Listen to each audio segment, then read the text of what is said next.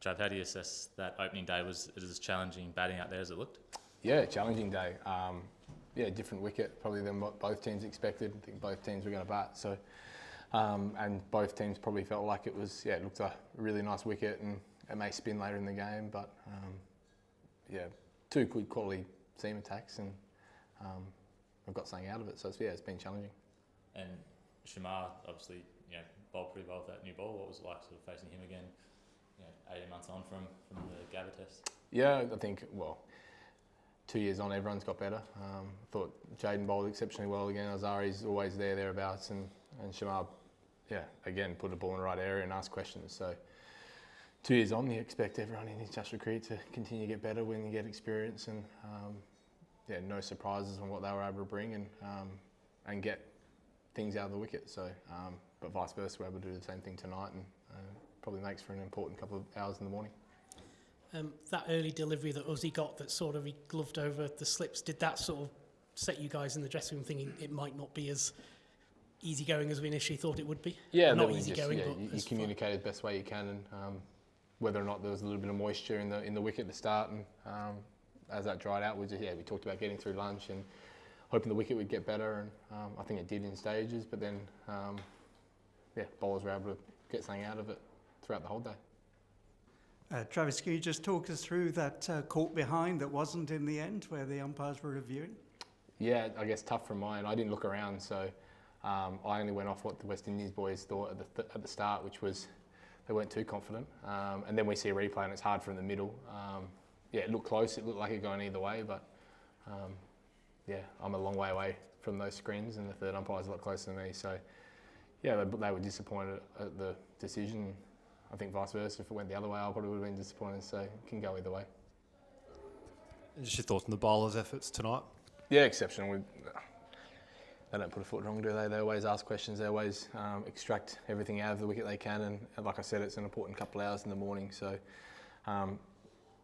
exceptional job. Disappointed that we probably couldn't fight for a few extra runs to keep putting the pressure on West Indies, and then knowing that the quality of attack that we have, so it's probably got ourselves back in the position tonight where we're makes for a good morning.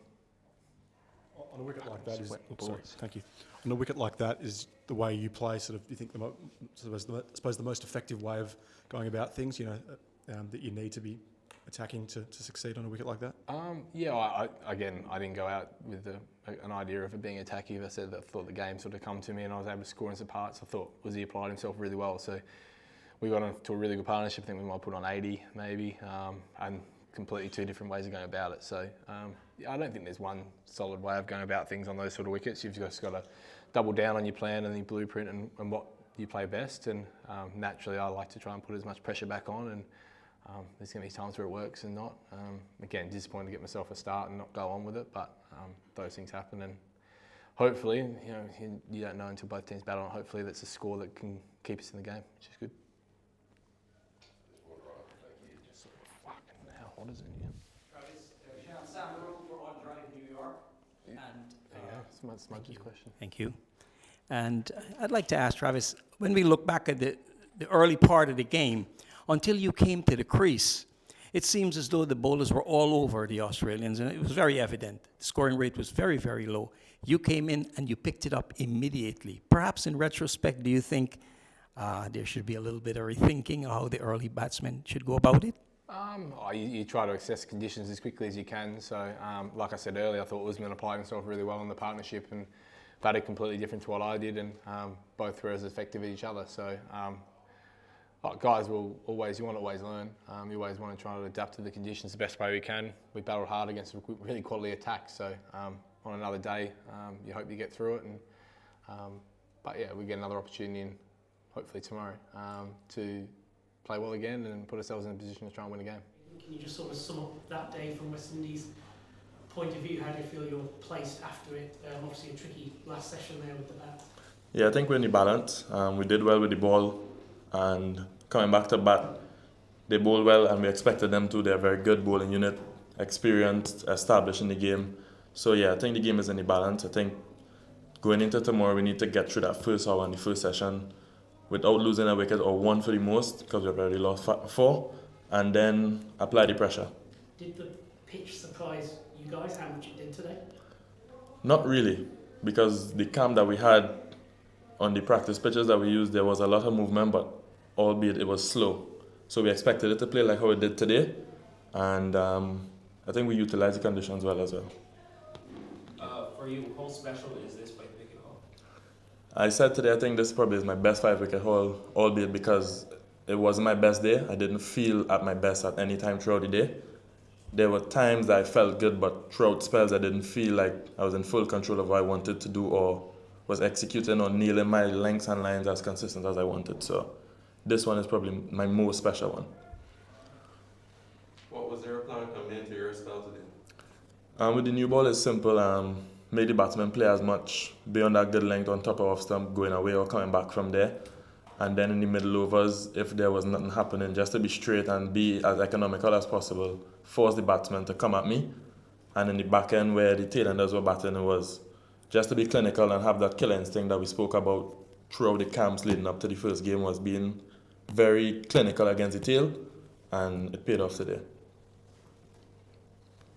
Jayden, it looked like you gave a bit of a send-off to Pat Cummins, disappointed clearly. Can you talk through that and are you comfortable with what you did?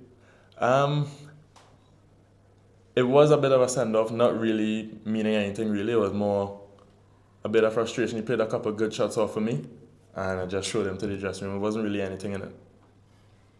Ahead of the game, Jayden, did you guys see or sense a bit of vulnerability in that Australian top order? There's a couple of recalled players, obviously no Steve Smith or Marnus. Did you sense that as an opening for you guys? It was something that we talked about for sure. We spoke about it. We knew that coming into the Caribbean, pitch is a lot slower than what they're accustomed to in Australia. And especially this pitch with the grass being how it is and the colour of the pitch. And we knew that there was vulnerability within the batting lineup and more so with the pitch, so we just tried our best to exploit it. Jayden, how much had you seen Constas sort of prior to this series? Because the way he went out was similar to what dismissals we've seen sort of in domestic cricket in Australia.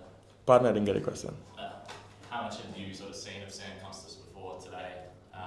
The way he got out to Shamal was sort of similar to what we've seen in domestic cricket in Australia. Just the videos that the analysts provided for us, and well, watching the Australia in their series, he looked like he had a bit of a weakness with the ball coming back, and we just knew that we needed to exploit it as much as possible.